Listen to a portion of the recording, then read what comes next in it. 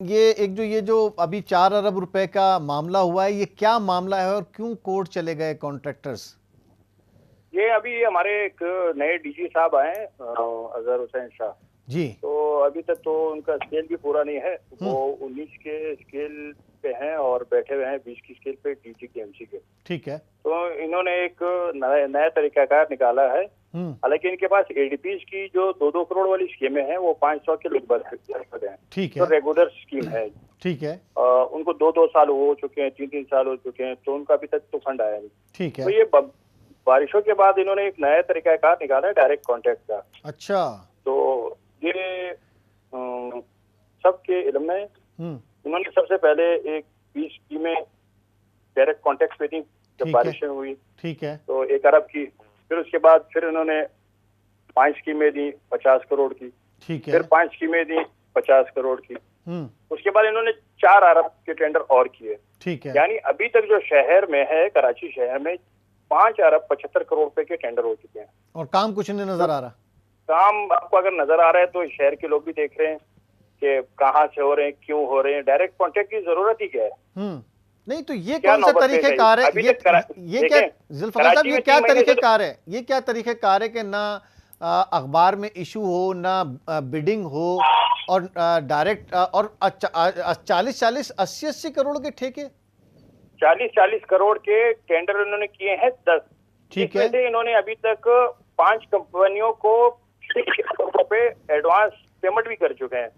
एक ही दिन इन्होंने वर्क आर्डर भी इशू किया है। 14 तारीख को इन्होंने वर्क आर्डर इशू किया है और 15 तारीख को इन्होंने पेमेंट ही कर दी है।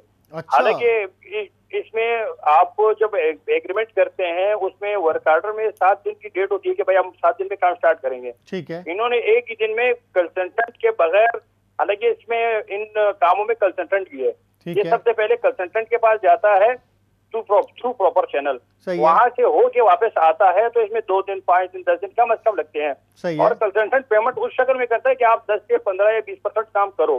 तो उसके बाद ये एक ही दिन में इन्होंने टेंडर भी किए हैं और 30 करोड़ रुपए की पेमेंट भी कर दी है 4 अरब के कामों में। वो काम करना इनका टारगेट नहीं था जो इन्होंने अपने डिपार्टमेंट ने अपने पैसे लेने उन्होंने जल्दी निकालने के लिए एक ही दिन में वर्क आर्डर भी दिया और दूसरे दिन 30 करोड़ रुपए। क्या कोई माफिया है इसके पीछे? ये कौन है? तनवीर कौन है? अतर रिजवी कौन है? ये क्या है सीन? सर ये डिपार्टमेंट ने जिसको अवार्ड किए हैं उनको ज्यादा बेहतर होगा, इनके इसके बारे में इल्म होगा। कि अतर है या XYZ कोई भी हो, कोई भी ठेकेदार हो, तो जायज तरीके से काम क्यों नहीं हो सकता? क्योंकि NIT अजहर शाह से सवाल करना चाहिए कि भाई एक ही कंपनी को 3-3 काम आपने अवार्ड किए हैं, कहाँ से अवार्ड किए, किस रूल्स के तहत अवार्ड किए? आपकी अपनी पोजीशन भी वीक है। आप 19 ग्रेड में 20 ग्रेड की सीट पे बैठे हुए कैसे हैं? हालांकि KMC में 20 ग्रेड के और अफसर भी हैं, वो भी कर सकते हैं। आप एक जूनियर ऑफिसर है, आपकी टोटल सर्विस को 10 साल भी नहीं हुए। ठीक है। और आप इनको हटाया जाए और ये अपनी पूरी टीम लेकर आए, जिसमें अकाउंटेंट जवार हुसैन है, AEE लेकर आए हैं, सब चीफ इंजीनियर जुनेजो साहब, अब्दुल रजाक जुनेजो। हालांकि अब्दुल रजाक जुनेजो को 20 ग्रेड है, वो चीफ इंजीनियर है, इसके 19 ग्रेड है, ये DG बना हुआ है। तो क्या रामचंद साहब का भी सिलसिला अभी तक चल रहा है पीछे कोई?